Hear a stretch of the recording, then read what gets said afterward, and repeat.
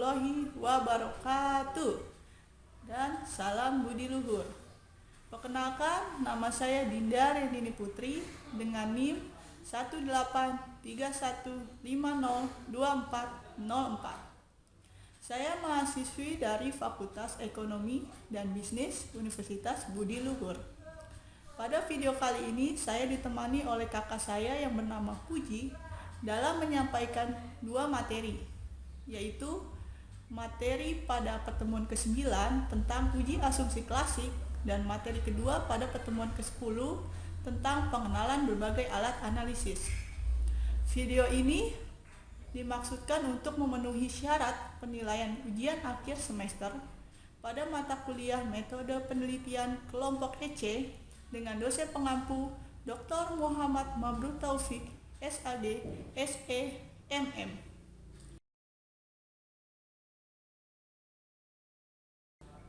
Apa itu uji asumsi klasik? Nah, uji asumsi klasik itu merupakan persyaratan statistik yang harus dipenuhi pada analisis regresi linear berganda atau multiple regression yang berbasis pada ordinary least square atau OLS. Dan apa itu OLS? Nah, OLS merupakan salah satu metode analisis berganda untuk mengetahui pengaruh variabel bebas atau independen terhadap variabel tergantung atau dependent. Jadi, ordinary least square atau OLS itu merupakan suatu metode untuk mengetahui apakah ada pengaruh variabel X atau variabel bebas terhadap variabel Y sebagai variabel tergantungnya. Namun pada penggunaan OLS ini disyaratkan bahwa model yang baik itu jika model tersebut memenuhi asumsi normalitas data dan juga terbebas dari asumsi klasik statistik. Terus apa saja jenis-jenis pengujian asumsi klasik tersebut? Nah, ada 5 uji asumsi klasik yang harus dilakukan terhadap suatu model regresi tersebut, yaitu yang pertama ada uji normalitas yang bertujuan untuk mengetahui apakah variabel pengganggu atau residual yang ada memiliki distribusi yang normal. Seperti diketahui bahwa uji T dan uji F itu mengasumsikan nilai residual mengikuti distribusi yang normal.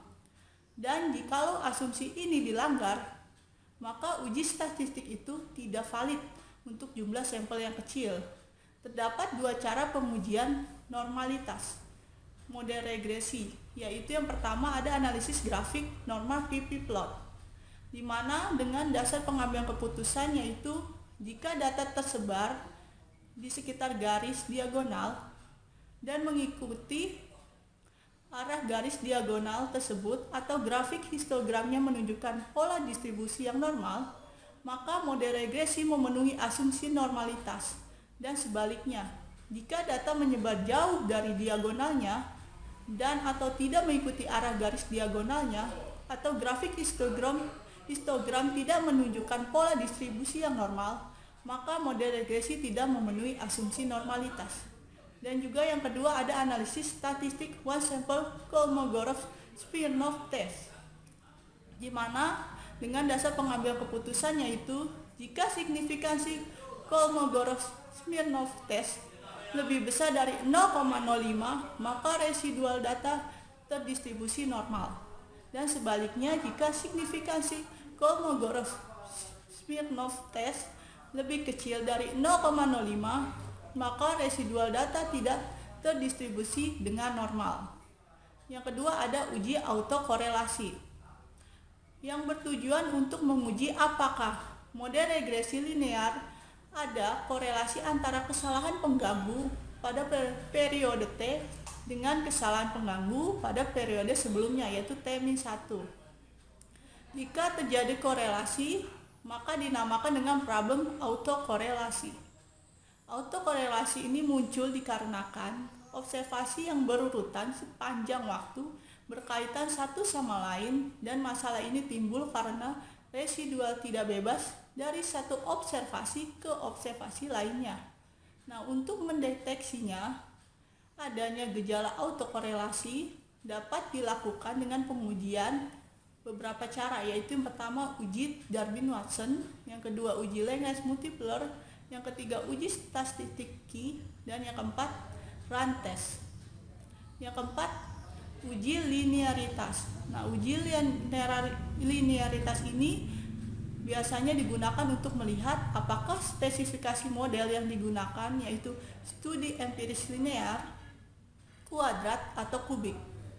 Dan untuk mendeteksinya dapat dilakukan dengan pengujian 3 cara, yaitu uji Darwin-Watson, uji Ramsey, dan uji Lagrange-Multiplier. Dan yang terakhir itu ada uji multikolinearitas yang bertujuan untuk menguji apakah model regresi ditemukan adanya suatu korelasi antar variabel bebas atau independen.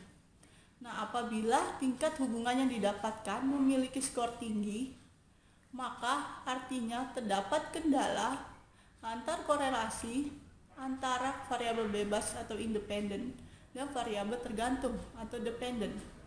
Nah, karena model regresi yang baik ini seharusnya tidak terjadi gejala korelasi di antara variabel bebas yang saling berkorelasi, maka variabel-variabel ini tidak ortogonal atau korelasi variabel bebas antar sesama variabel tergantung memiliki skor sama dengan 0. Nah, untuk mendeteksi apakah terjadi problem multikolinearitas ini dapat dengan melihat yang pertama itu ada nilai R2 yang dihasilkan oleh suatu estimasi model regresi empiris yang sangat tinggi.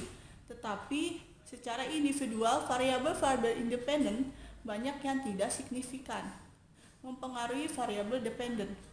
Yang kedua itu dengan menganalisis metrik korelasi variabel-variabel independen atau variabel bebas. Nah, jika antar variabel independen ada korelasi yang cukup tinggi, yang umumnya itu di atas 0,90, nah maka hal ini merupakan indikasi adanya multikolinearitas. Tidak adanya korelasi yang tinggi antar variabel independen tidak berarti bebas dari multikolinearitas ini. Nah, multikolinearitas ini dapat disebabkan karena adanya efek kombinasi 2 atau lebih variabel independen. Nah, yang terakhir itu multikolinearitas ini dapat juga dilihat dari nilai tolerance dan lawannya variance inflation factor atau VIF. Nilai Q-off yang dipakai untuk menunjukkan adanya multikolinearitas adalah nilai tolerance kurang dari 1 atau sama dengan nilai WIF kurang dari 0,10. Nah, yang terakhir itu ada uji heteroskedastisitas yang bertujuan menguji apakah dalam model regresi terjadi ketidaksamaan varians dari residual satu pengamatan ke pengamatan yang lain. Jika varians dari residual satu pengamat ke pengamatan lain tetap, maka disebut homokedastisitas. Dan sebaliknya jika berbeda disebut heteroskedastisitas. Nah, model regresi yang baik dalam uji heteroskedastisitas ini adalah tidak terjadi heteroskedastisitas karena data ini menghimpun data yang mewakili berbagai ukuran baik kecil, sedang maupun besar. Sedangkan cara yang kerap dipakai untuk pengujian jenis ini adalah dengan melihat scatter plot yang menghitung antara nilai prediksi dependen G predictor dengan residual S residual. Yang kedua uji Glaser, yang tiga uji Park, dan yang terakhir uji White. Lalu solusi apa yang dapat dilakukan apabila uji asumsi klasik tidak terpenuhi? Nah, apabila uji asumsi klasik ini tidak dapat dipenuhi, maka yang dapat dilakukan yaitu dengan yang pertama mengganti atau mengeluarkan variabel yang mempunyai korelasi yang sangat tinggi. Yang kedua itu dengan menambahkan jumlah observasi.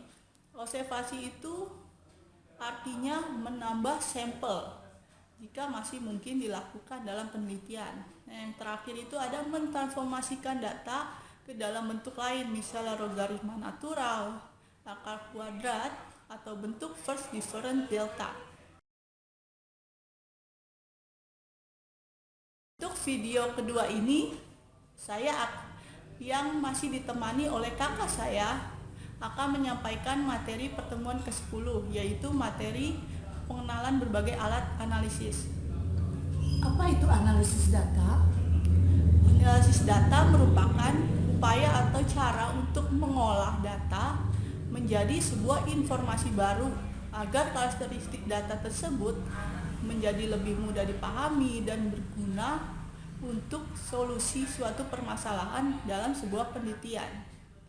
Lalu apa tujuan penelitian membuat analisis data tersebut?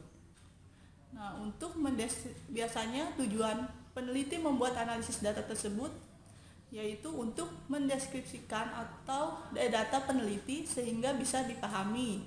Lalu untuk membuat suatu kesimpulan atau menarik kesimpulan mengenai suatu karakteristik populasi berdasarkan data yang didapatkan dari sampel. Yang biasanya ini dibuat berdasarkan pendugaan dan pengujian hipotesis. Ada berapa sih jenis analisis data pada penelitian? Jenis-jenis data pada penelitian itu ada dua. Yang pertama ada analisis data kuantitatif, di mana analisis data kuantitatif ini merupakan bentuk analisis yang menggunakan angka-angka atau yang bersifat numerik, dan perhitungannya itu dengan metode statistik, yang maka data tersebut harus diklasifikasikan dalam kategori tertentu dengan menggunakan tabel-tabel tertentu pula. Hasil analisisnya nantinya akan disajikan dalam bentuk angka-angka yang kemudian dijelaskan dan juga diinterpretasikan dalam suatu uraian. Sebagai salah satu contoh data numerik dalam metode penelitian kuantitatif ini yaitu hasil survei responden. Yang kedua ada analisis data kualitatif, di mana analisis data kualitatif ini adalah suatu bentuk analisa atau analisis yang berdasarkan dari data dalam bentuk uraian dan tidak dapat diangkakan atau bersifat non-numerik. Lalu kegiatan apa saja yang terdapat dalam analisis data penelitian kuantitatif dan kualitatif itu? Nah, kegiatan dalam analisis data kuantitatif itu meliputi yang pertama ada mengelompokkan data berdasarkan variabel dari jenis responden. Nah, yang kedua ada mentabulasi atau menghitung data berdasarkan variabel dari seluruh responden. Yang ketiga dengan menyajikan data tiap variabel yang akan diteliti. Yang keempat melakukan perhitungan untuk menjawab rumusan masalah, dan yang terakhir dengan melakukan perhitungan untuk menguji hipotesis yang telah diajukan. Nah, sedangkan kegiatan dalam analisis data kuantitatif meliputi yang pertama ada data reduction, yang kedua data display, dan yang terakhir ada namanya conclusion drawing atau verification. Terus teknik apa yang dilakukan dalam analisis data penelitian kuantitatif dan kualitatif?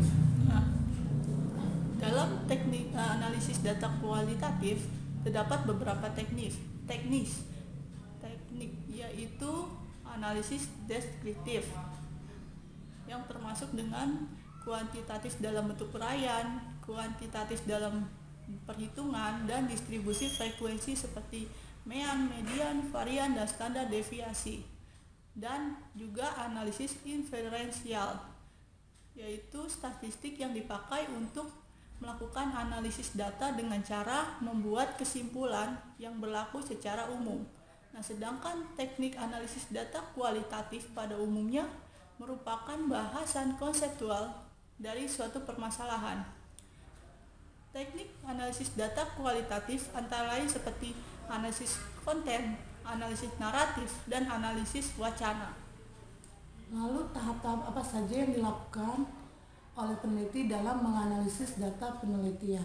Nah, tahap-tahap dalam menganalisis data yang pertama itu dengan cara mengumpulkan data. Nah, ini merupakan tahap awal dari aktivitas analisis data itu. Adalah pengumpulan data yang akan dianalisis. Yang kedua itu ada tahap editing, yaitu suatu proses pemeriksaan kejelasan dan juga kelengkapan terkait pengisian instrumen pengumpulan data. yang artinya memilih atau mengambil data yang perlu dan membuang data yang dianggap tidak perlu untuk memudahkan perhitungan dalam pengujian hipotesa. Nah, yang ketiga ada tahap coding, yaitu proses identifikasi dan klasifikasi terhadap semua pernyataan yang ada pada instrumen pengumpulan data berdasarkan variabel yang sedang diteliti. Yang keempat, ada tahap pengujian, yaitu suatu proses pengujian kualitas data baik dari sisi validitas dan reliabilitas instrumen dari pengumpulan data tersebut.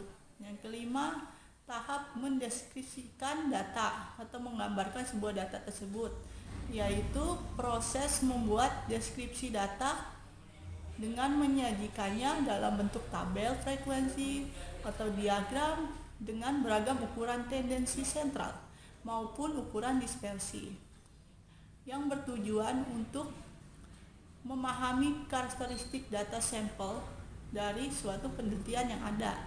Yang keenam itu yang terakhir ada tahap pengujian hipotesis, yaitu proses pengujian terhadap proposisi apakah bisa diterima atau ditolak, apakah memiliki makna atau tidak. Berdasarkan tahap ini nantinya akan dibuat kesimpulan atau suatu keputusan yang akan diambil oleh peneliti tersebut.